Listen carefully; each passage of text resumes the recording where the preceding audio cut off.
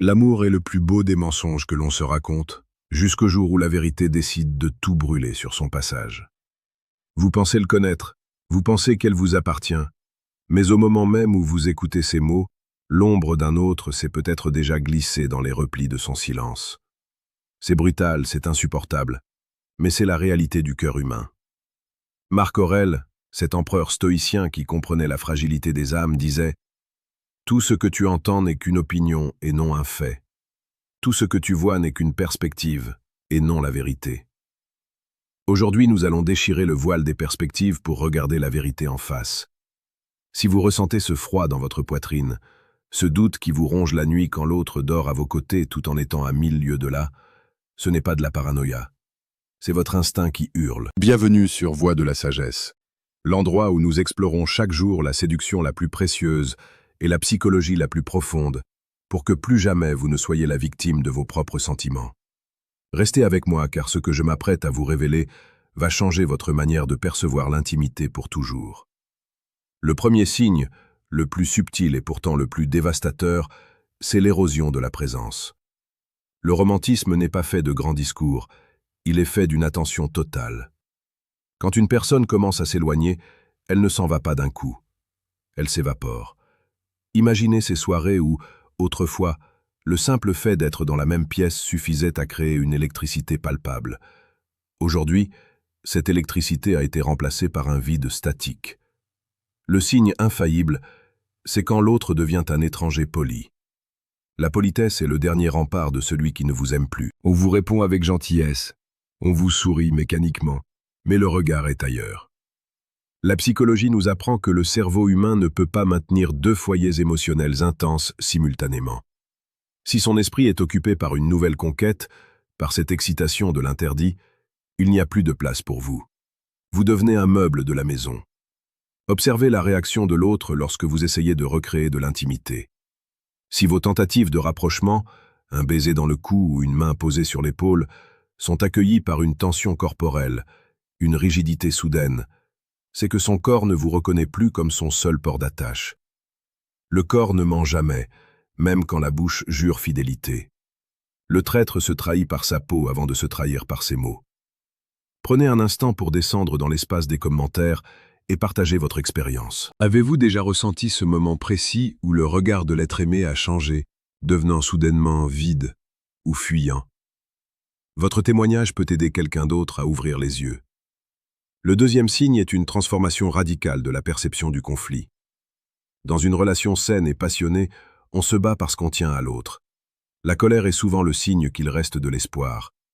Mais l'infidélité apporte avec elle un poison bien particulier, le mépris ou l'indifférence. Soudain, les petites habitudes qui semblaient mignonnes autrefois deviennent des sujets d'agacement profond. L'autre commence à vous reprocher des choses insignifiantes, créant des disputes à partir de rien. Pourquoi? Pour justifier son propre crime. En vous transformant en l'antagoniste de sa vie, en se persuadant que vous êtes insupportable, la personne infidèle apaise sa propre culpabilité.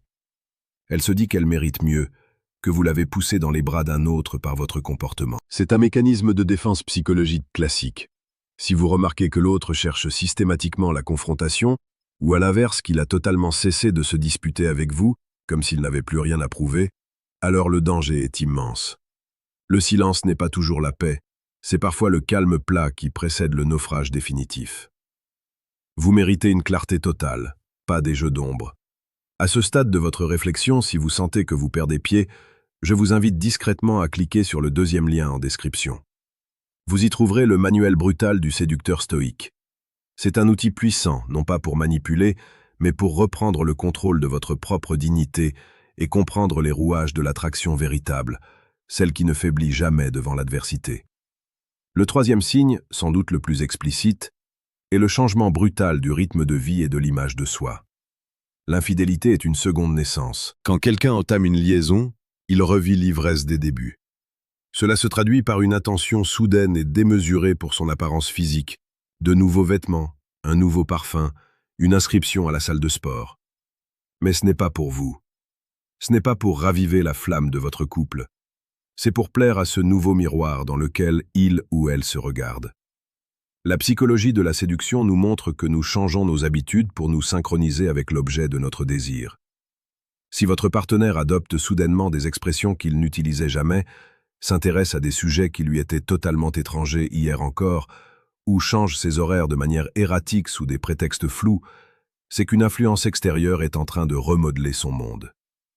Le téléphone devient alors un objet sacré, une extension de cette nouvelle vie secrète. Ce n'est pas seulement qu'on le cache, c'est l'énergie qui s'en dégage. Une nervosité, un sourire furtif devant un écran, une protection féroce de son intimité numérique. L'amour est une mise à nu, l'infidélité est un bunker. Il est temps de vous rappeler que vous êtes la valeur centrale de votre vie. Sur Voie de la sagesse, nous vous apportons chaque jour des clés pour comprendre ces dynamiques complexes. Si vous n'êtes pas encore abonné, faites-le maintenant pour rejoindre une communauté d'hommes et de femmes qui choisissent la lucidité plutôt que l'illusion. Nous ne sommes pas ici pour pleurer sur les ruines, mais pour bâtir des forteresses intérieures. L'infidélité n'est pas toujours la fin d'une histoire, mais elle est toujours la fin d'une certaine innocence. Le cœur qui a été brisé ne se répare pas en recollant les morceaux à l'identique. Il se transforme en quelque chose de plus dur, de plus pur, de plus résistant. Si vous reconnaissez ces 3 signes dans votre vie actuelle, ne réagissez pas avec faiblesse ou supplication. Le stoïcisme nous enseigne que nous ne pouvons pas contrôler les actions des autres, mais que nous sommes les maîtres absolus de notre réaction. La personne qui vous trahit ne vous enlève pas votre valeur, elle ne fait que révéler la sienne.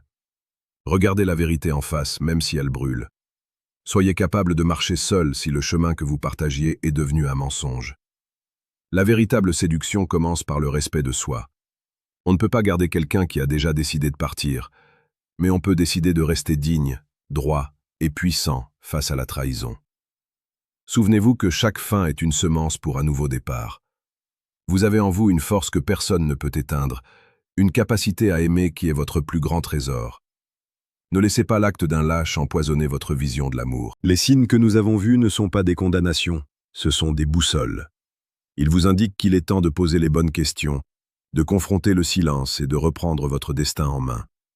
Soyez courageux, soyez lucides et surtout, restez fidèles à vous-même, car c'est la seule fidélité qui ne vous décevra jamais. Vous n'êtes pas seul dans cette quête de vérité.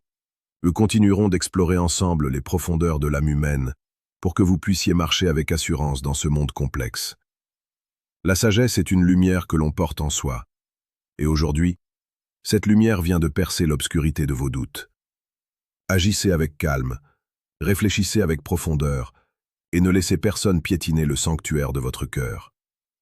Le voyage vers une version plus forte de vous-même commence ici, maintenant, dans le refus du mensonge et l'acceptation de ce qui est. Soyez grand, soyez stoïque, soyez libre.